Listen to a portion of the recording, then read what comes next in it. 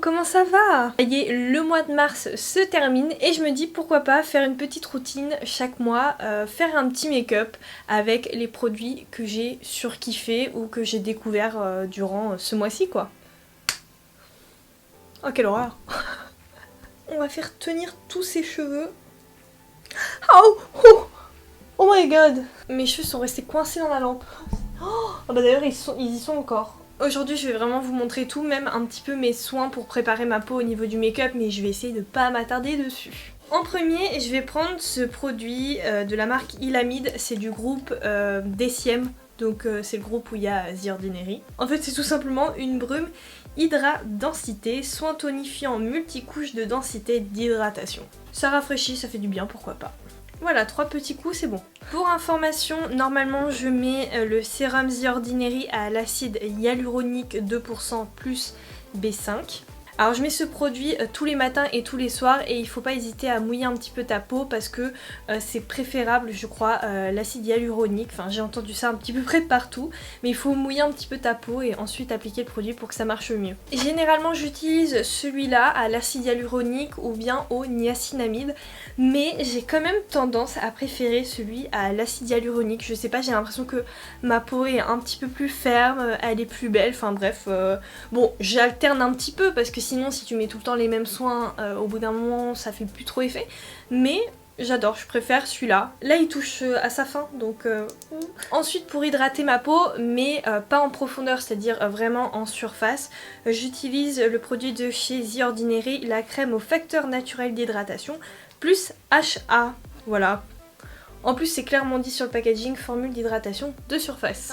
Imagine, t'es là le matin, tu trouves que t'as une sale tête et tout, et bien tu fais toutes ces petites étapes et ensuite tu rajoutes l'huile qui vient de chez Pixi, la vitamine plus, la priming oil, la priming oil, ça va donner un effet brillant et repulpant à ta peau, c'est vraiment magnifique. Plus besoin de maquillage, vraiment ce produit, cette huile, c'est un effet instantané, c'est vraiment la première fois que j'utilise un produit et que je vois un effet alors que c'est pas du maquillage quoi. J'ai le seum, je viens de partir chercher quelque chose et entre temps il y a une mouche qui a débarqué. Donc on va l'appeler Josiane, ok. Mais j'espère qu'elle va pas me saouler. On sort de ma chambre. Allez bouge. Oui.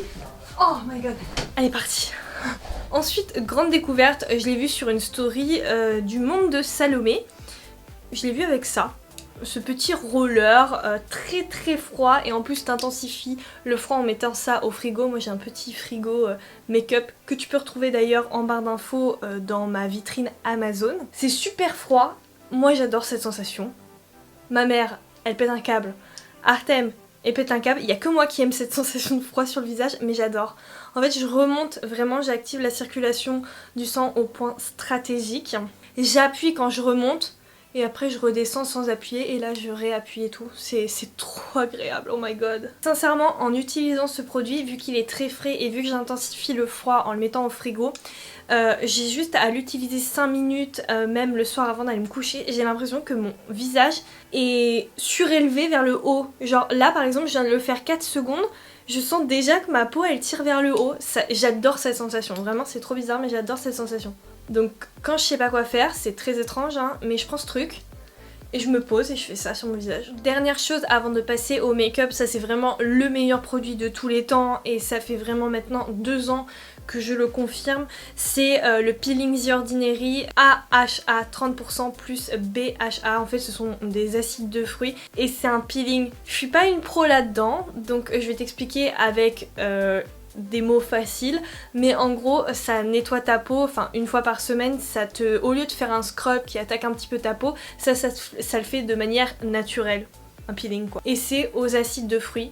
Il faut vraiment une très petite quantité, en une pipette tu l'appliques sur tes doigts et après tu l'aplatis sur tout ton visage. Vraiment ce soin c'est du bonheur, ta peau après elle est parfaitement lisse. Tu sens qu'elle est belle, en plus de ça il y a une amélioration dans le temps, vraiment ce produit c'est le deuxième flacon que je suis en train de vider et je pense que c'est vraiment le produit soin le meilleur de tous les temps. Et franchement, je déconne pas là-dessus, c'est vraiment vrai, il y a vraiment une amélioration. Et quand tu vas sur YouTube, il y a des filles qui l'utilisent 1 à 2 fois par semaine et elles ont montré leur peau avant et après l'utilisation de ce produit. Il y a vraiment un truc, il marche vraiment, c'est trop bien. Et je vais t'avouer que j'ai un petit peu perdu espoir avec le produit pour les sourcils Anastasia, donc c'est bon, j'ai sauté le pas et j'ai pris le savon Pears. Et vous savez quoi? Ça marche, ça marche. Par contre, chose très curieuse à laquelle je ne m'attendais pas, c'est vrai que le savon est assez grand, mais surtout il sent super fort. Bon, à force, je trouve que non, moins. Mais il sent le thym. Bon, ce savon il est disponible sur Amazon, il coûte 5 €, mais c'est vrai que le délai d'attente il est presque parfois d'1 mois. Donc faut attendre un petit peu ou bien s'y prendre à l'avance. Sinon il y a des sets de 7 savons qui arrivent en quelques jours et c'est 20 €, donc à toi de voir. Et j'utilise un goupillon qui vient de mon truc Urban Decay. Voilà. Ah bah super. Regardez-moi comment c'est dégueulasse. Voilà. Alors ça... Ce goupillon est dégueulasse, ça c'est ma soeur qui l'a utilisé, je vais le nettoyer. Voilà, c'est propre. Donc oui, quand on utilise un goupillon et ce produit, il faut le nettoyer après, mais bon, pas tout le monde est au courant. Je vais tout simplement mettre un petit pchit d'eau sur le savon et ensuite je vais essayer de former une petite pâte et la pâte je vais venir la mettre à contresens au niveau de mes sourcils et après je vais relever mes sourcils vers le haut de manière un petit peu penchée et puis franchement ça prend instantanément. Après forcément je vais attendre que ça sèche au fur et à mesure, ça va mieux accrocher et puis je pourrai encore mieux travailler mes sourcils. Bon après vu que mes sourcils sont assez longs et assez épais, d'où le fait que Anastasia Beverly Hills ça marche pas sur moi. Je vais pas laisser ça comme ça, je vais juste repasser un petit peu le goupillon au-dessus et redessiner mieux tout ça. Donc si vous avez les sourcils épais et que vous trouvez que vous avez l'air d'un hérisson, vous pouvez totalement faire cette technique parce que moi au début j'aimais pas les soft brows à cause de ça, je trouvais que mes sourcils étaient trop épais, donc faut vraiment pas hésiter à mettre un petit coup de goupillon. Pour la primer, gros, même énorme coup de cœur pour celle de chez NYX, la Bright Maker. C'est de la pure bombe. C'est une primer déjà qu'elle est super agréable à déposer sur la peau. Elle a des micro paillettes en or. C'est somptueux. Vraiment c'est magnifique.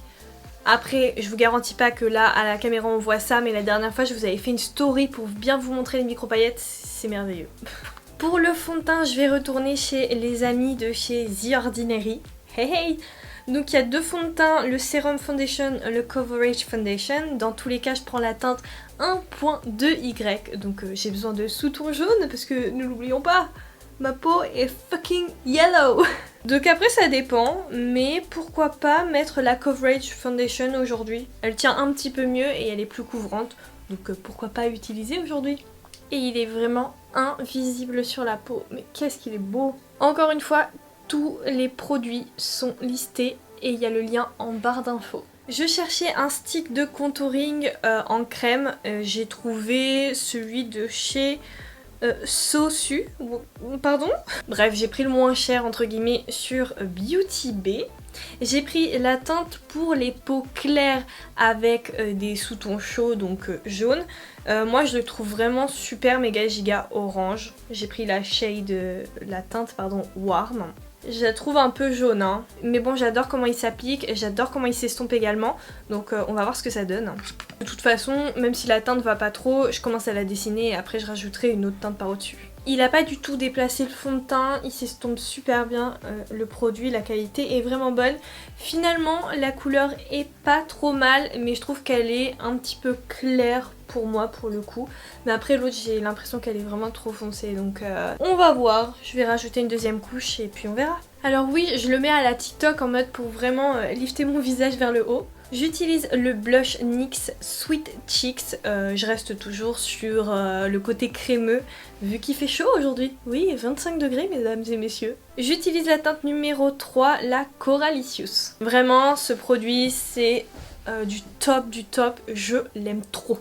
J'adore, rapport qualité-prix totalement présent. Donc lui aussi pour le coup je le remonte. Je vais appliquer un anti-cerne, donc pour les anti-cernes c'est un peu différent parce que vraiment j'en ai pas de préféré malheureusement.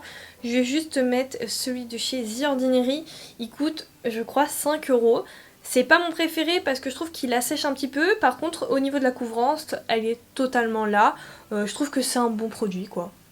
Après, j'en mets vraiment une petite goutte. Je vais venir fixer directement mon anti-cerne avec le fond de teint Stay Naked de chez Urban Decay. J'ai pris la teinte numéro 20WY, donc toujours dans les tons clairs mais avec des sous-tons chaud, warm, yellow. Bon, je l'avoue, à la base c'est un fond de teint mais vu qu'il est assez couvrant et je le trouve assez agréable, je vais le mettre pour poudrer mon teint et certains endroits, voilà, en plus pour ajouter un petit peu de couvrance. Mais encore une fois, je trouve que tu peux le moduler un petit peu, donc je le mets un peu à ma sauce. Je viens poudrer avec la houppette Lindalberg. Je l'ai enfin. Attention Marion Caméléon. Oh là, my god. Vous voyez comment ça a apporté de la lumière comparé à là? Ça se voit, hein. Waouh. Pour tout le teint, il est un petit peu clair, mais sinon vraiment pour l'anti-cerne, je pense que c'est vraiment nickel. Bon, encore une fois, normalement c'est un fond de teint ce produit, mais je l'aime bien. Franchement, c'est trop beau, ça lisse les pores, c'est super beau. Hein. Je trouve que le bronzer est pas assez présent, donc je vais ajouter la teinte Donut qui vient de chez Beauty Bay, les blushs les bronzers pardon à 6€. Voilà, je me sens un petit peu mieux. Au niveau du blush, gros coup de cœur pour celui de chez Mesoda Milano, disponible sur sur Nocibé, pardon. C'est la teinte Orangina. En fait, c'est un blush irisé. C'est magnifique. Il est vraiment très beau. Passons maintenant au make-up des sourcils. Je vais prendre un mélange du Brow Pen de chez Anastasia Beverly Hills et du feutre à sourcils qui vient de chez NYX, le Lift and Snatch. Le NYX est beaucoup mieux que le Anastasia Beverly Hills. Il est plus fin, il est très pigmenté. Franchement, il n'y a rien à voir, sauf que le prix est moitié moins cher quoi, et c'est 2 fois mieux. Je continue juste à utiliser le produit Anastasia pour le terminer parce que ça sert à rien que j'ouvre encore et encore des produits.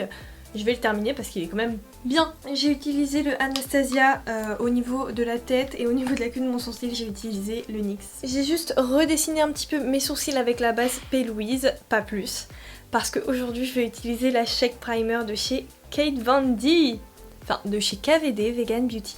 C'est une base transparente, tu shakes et elle va sur ta paupière. D'ailleurs, je te mets le lien quelque part sur l'écran pour aller voir ma précédente vidéo où je teste vraiment cette base et je la compare à celle qui viennent de chez Beauty Bay. Cette semaine ou la semaine dernière, Beauty Bay a envoyé à toute sa PR list la palette Bright qui est une de mes préférées. Moi je préfère la Bright Matte quand même parce que j'aime que les mattes. Mais bon, j'ai ressorti la palette, donc moi j'ai l'ancienne édition, c'est-à-dire que le fond est un petit peu irisé, l'autre le fond est noir, mais en soi normalement il n'y a pas eu de changement de formule et tout, bref. Je crois qu'elle est à 25€ pour 42 fards, pour une qualité comme ça, sincèrement c'est inégalable. Allez, il est l'heure de commencer ce futur magnifique maquillage. Je vais partir sur du rose, j'ai trop envie de faire du rose aujourd'hui, et je vais prendre la teinte Make Them Pink.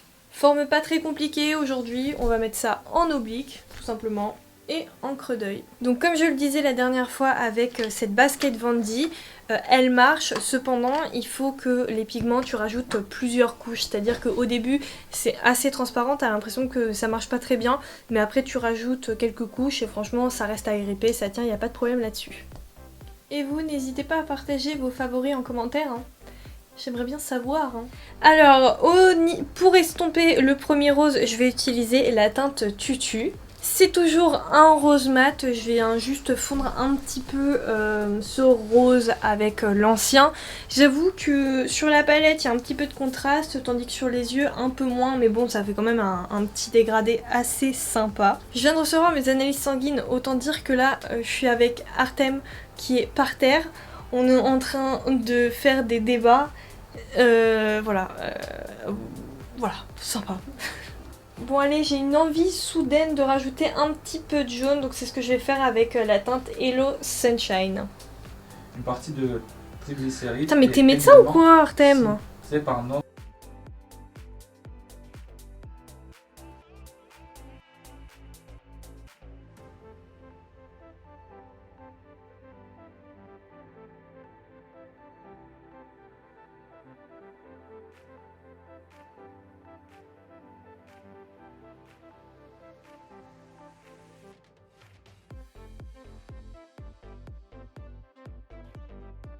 Je vais juste un petit peu rajouter du contraste à mon make-up avec la teinte Drama Queen. C'est la teinte violette foncée, donc je vais y aller par couche tout doucement. Je vais commencer par le mettre juste en coin externe, en oblique, et puis on verra ce que ça va donner. Regardez comment les fards ils marchent super bien en superposition, c'est un truc de ouf quand même. Le violet il est super pigmenté, waouh, oh my god. Ça change de fou quand tu rajoutes du violet quand même. C'est beaucoup plus beau. J'adore. Et je viens juste dessiner un petit cut crease.